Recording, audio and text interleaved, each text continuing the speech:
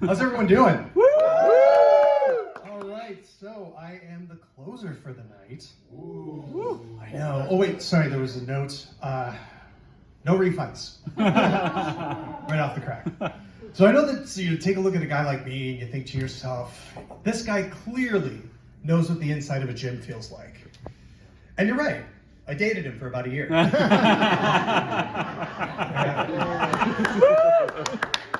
He's married now. I'm gay. But I'm just not regular gay. No. I'm what you call a platinum star gay. And if you're not familiar with what that might be, that means I have never been near a vagina in my life. I'm so gay I was born at Women's College Hospital. I am so gay that I fought jackknife to prevent myself clawing from the inside of the womb to avoid a natural childbirth. I'm so gay I was a C-section. Mom loves that joke. Hi, Mom. So it's funny how you kind of look at moments and you think back to yourself, you know, you like to think you had a normal, I like to call it a normal Rockwell painting upbringing. I grew up in a little suburb outside Toronto. It's called Pickering. It's not too far. And in the 90s, it was known for, in my opinion, three things moving there. One, it's kind of a bedroom community. Two, it's a little conservative. And three, they've got a nuclear power plant. And I think to myself, as a fan of comic books, superpowers! No! Testicular cancer! Twice! Now, before you think that, I'm pretty open as a person. And I was so open with people in the area that they knew, so much that I couldn't even go to a Tim Hortons to find an old classmate working the counter and greet me with my order to say, hey, I've got donuts for no nuts. Oh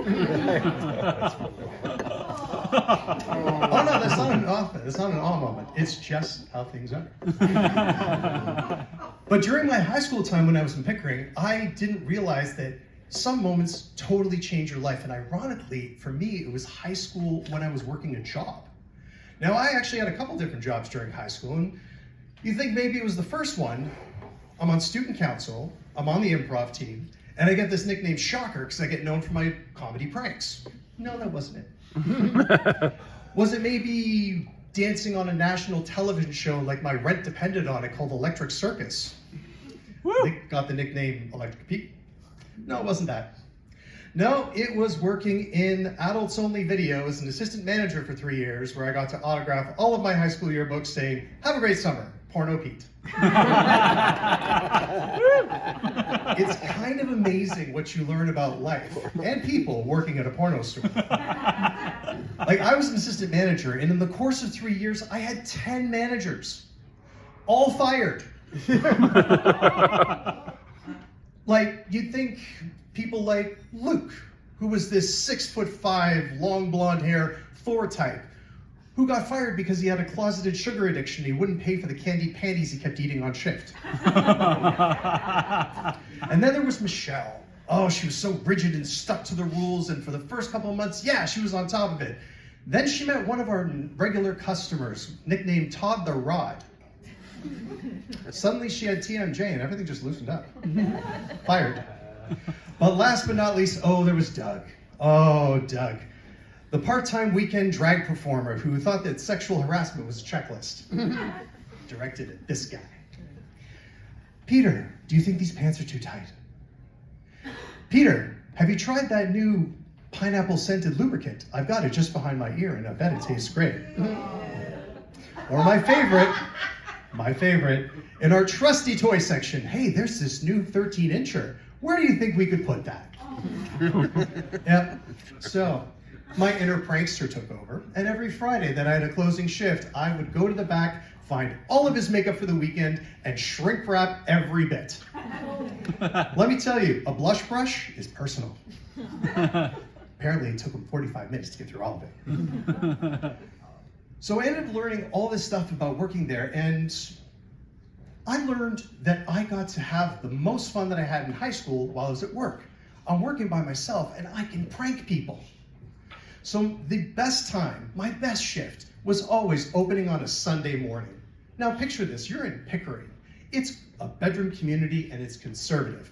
The kind of folks that walk through the door at 10 in the morning on a Sunday, the very first ones who come through, I was trained to greet them by saying, "Thank you for coming to Adults Only Video." I instead greeted them by saying, "Welcome to Cockbuster." Went over great. And you could tell the first timers, because when they walked through the door, they dodged, they darted a little bit, and as they were looking through different new releases, Stag, whatever it might be, I go right back to that trusty toy section, find myself a prostate toy, at least 9 inches or more, with a cross-section diagram on the back of a guy's body, and said, "Hey, did you know that guys have a G-spot?" Watch the flower crumble. Now you think that those are the highlights, but every once in a while, on a special Sunday after 12 noon, I would get the little old lady church protesters. That actually happened. It was a real thing. And the only instruction that I had from my regional was just tell them where the property line is, go outside, and if you can convert a customer, that's great.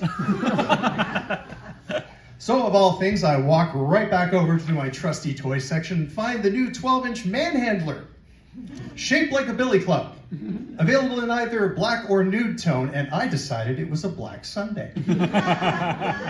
Now this is the 90s, and I also grew up as a fan of WWF wrestling. Why? Because when I was a minor, that was porn.